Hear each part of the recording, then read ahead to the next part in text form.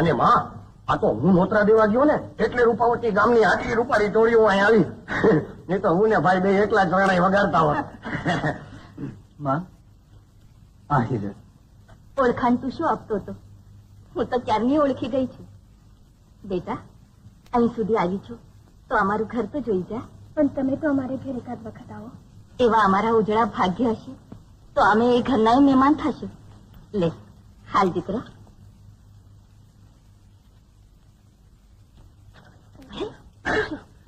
જો આમ લઈ જવાય. હવે વગાડો શરણાઈ.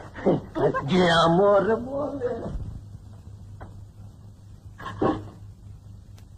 આ અમારું નાનકડું ખોરડું દીકરી, અને તું તો માન મેળીઓમાં રહેનારી, સોનાને હિંડોળે હિચકનારી. આ ઘરમાં સાયબી હોય તો માત્ર શરણાઈના સુરની. હું પરણીને આ ઘરમાં આવી ત્યારે બસ આટલા જ ઘરેણા પહેર્યા હતા.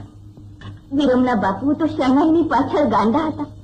અમે સૂકો રોટલો ખાઈને સંતોષ માનતા હતા. બોલ બોલ બેટા બોલ. મેં ઘોડિયામાં હાલડાને બદલે શરણાઈના સુસાનીને જ મોટી થઈ છું. તને ખમા જાજે ખમા બેટા. લે બેટા આટલું મારું સંભાળનું. મહેમાનની મહેમાન ગતિ કરી લીધી હોય તો હવે હું એને એના કામ સુધી મૂકી આવું. અરે હા દીકરા, હું તો સાવ ભૂલી ગઈ કે આટલું મોડું થઈ ગયું છે. માં મારા બાપુએ કહેવડાવ્યું છે કે તમે એક આટો અમારા ઘેર આવી જાઓ. આવી જઈશું. તારા બાપુ સારા સમાચાર મોકલશે ને એટલે જરૂર આવી જઈશું બેટા. જા બેટા સાચવીને જજે હો. જા.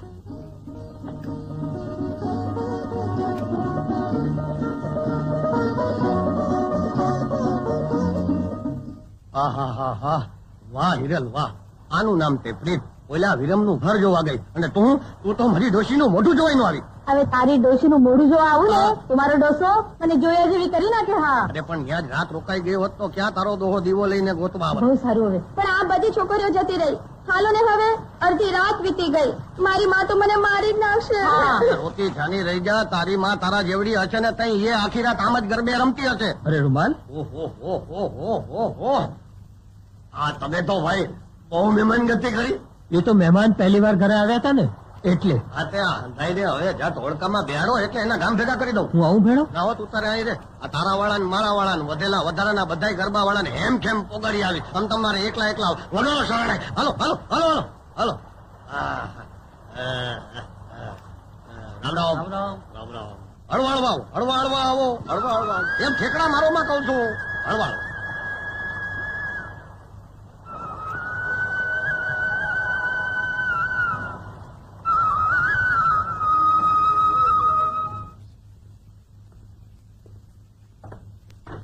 અડધી રાત વીતી હજુ હિરલ ના આવી.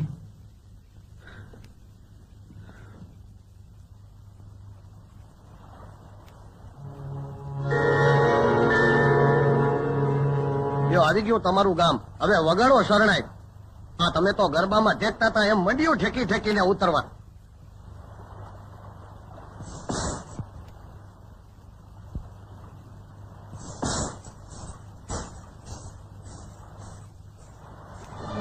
આખા ગામની છોડીઓ આવી ગઈ ને તમે ક્યાં રોકાઈ ગઈ હતી?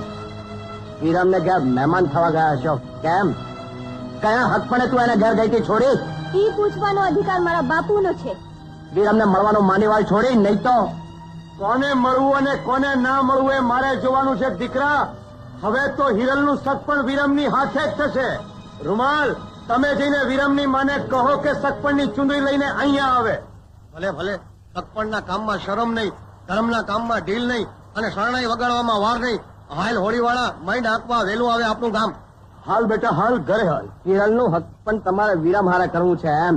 અરે જોનારા જોઈ રહેશે ને અમે તો એનું લગ્ન કરી નાખીશું. બાપુ એની હારે જીવા જોડી છોડો ને ઘરે હાલો. અચ્છા, અરે ઘરે જતા પહેલા મને જવાબ દેવો પડશે ડોહા. હિરલનું હક પણ તો હું કહીશ ત્યાં થશે, સમજો? અરે તારી માએ સવાશેર સૂટ ખાધી હોય ને તો તેની સગપણ રોકવા આવી જજે. વિરમની હારે હક પણ થાય એ પહેલા તો તારી ચિતા ખડકાશે ડોહા.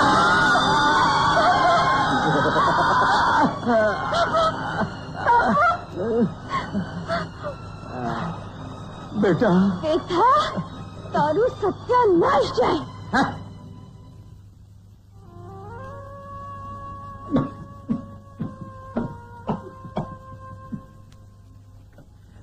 બેટા હવે હું ઝાઝાથી નહીં કાઢું બેટા. બાપુ આવું અમંગલ ના બોલો. દીકરી આશા તો હતી કે મોટે માળવે તારા લગ્ન કરાવીશ, પણ આગ્રા અધવચરીએ ને હરી કરે સો હોય. વિરમની મને કહે તો મોકલાવે છે કે સગપણની ચુંદડી લઈને આવો. મને કઈ થાય એ પહેલા તારું અને વિરમનું સગપણ થઈ જાય તો મારા મનને નિરાશ થાય બેટા. બાપુ તમે ફકર ન કરો, ભગવાન સૌ સારાવાના કરશે. જો તું મને પાણી ના ચડાવ નહીં તો હમણાં હાલી નીકળી તું હિરલનું હક પણ કરવા. ક્યાં છે મૂર્તિઓ? મૂર્તિઓ છે તારી જન્મ કોઈ? છે ને કલૈયા કુંવર જેવો મૂર્તિઓ. તો બતાવ તો ખરી. તમારો જોયેલો જ છે, મારો ભાઈ ભલો. ભલા મેં તને મારું તન મન જોબન જુવાની બધું જ આ ભોળાનાથની સાક્ષીએ સોંપ્યું છે. મને ભોળવીને તું પછી ભૂંડા હાલે તો નહીં કરે ને? અરે ગાંધી એ હાથ લડો નાખ. જીવી તને તને તારા ભલા પર ભરોસો નથી કે આમ હવા બેઠી? આવડી મોટી દુનિયામાં મારું કોઈ જ નથી. નથી માં, નથી બાપ, નહીં કાકા, નહીં કુટુંબ. આશરો હોય તો ભોળાનાથનો. એને આંગણે એકલી પડી છું. એમાં તે આવીને મારો હાથ ચાલ્યો. તમે મને તડ છોડતો નહીં ભલા, તડ છોડતો નહીં. તારી આંખના આંસુડા મારાથી નથી જોવાતા. મારું નામ ભલો. અરે સૂરજ આથમણો ઉગે તોય મારી ભલાઈ ના મેલું સમજી. આજથી 7મે દી વવરાણી થઈને મારી વાટ જોજે. આ ભોળાનાથની સાક્ષી હું તને અહીં પરણવા આવીશ. આવો વાયદો તો તું મને 2-3 વર્ષથી આપ્યા કરે છે. પણ હવે તો હદ થાય છે. ક્યાંક એવું ન થાય કે મારે ગોમતીમાં પડીને પ્રાણ તજવા પડે. અરે ઘડી આખું ગામ જોઈ લેશે મારી વવરાણીને મારે ઘેર લઈ જઈશ. જોજે ભલા, ભલો જ રહેજે. જીવી મારા પર વિશ્વાસ રાખજે. હું જાઉં?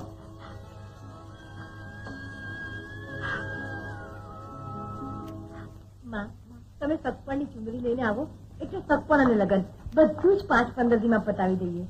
જમાઈરાજ, છોકરી તો તમારા કાકાની દીકરી હિરલ છે ને?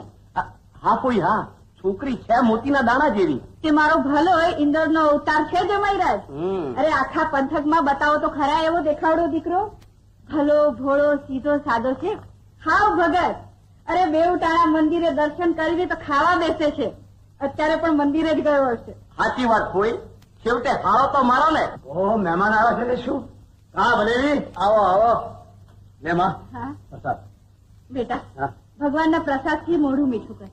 આજે તને સગપણ નક્કી કર્યું છે. પણ હા, ક્યાં? મારા કાકાની દીકરી હિરલ સાથે. ભલા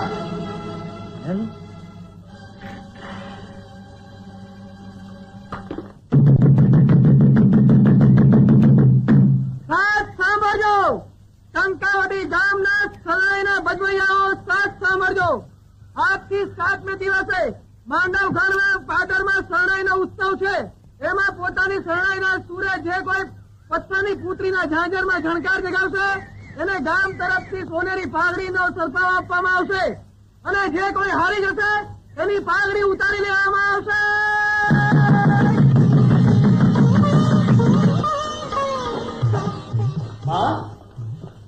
માં, આવી દીકરા. માં, માંડવગઢ જાઉં છું. હિરલના બાપને કહેજો કે હોડમાં હરેલ એમની પાઘડી પાછી જ લઈને આવીશ. તને ખમ્મા માં જો માયા તારું રખવાલું કરે. મારા હૈયામાં આજ હરજ સમાતું નથી દીકરા. આજે હું હિરણને સગપણની ચૂંદડી ઓઢાડવા જાઉં છું. ચાચા એથી હિરણને સગપણની ચૂંદડી ઓઢાડશે. હું માં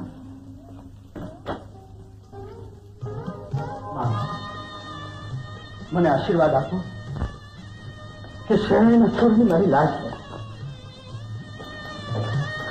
બેટા, હિરલ બેટા, દિલી બહાર જઈને જોતો ખરી વિરમની માં કેટલા છેટા છે.